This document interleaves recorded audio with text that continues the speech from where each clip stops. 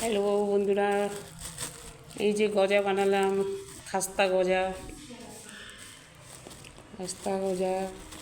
এই যে বানালাম মুচমুচে, ঘরের তৈরি।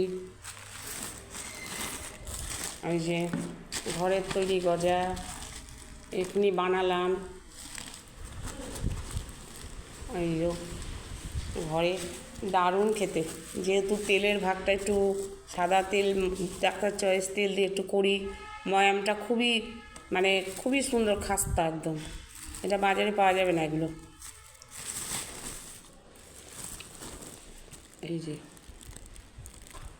এই যে গজা, এই যে গজা।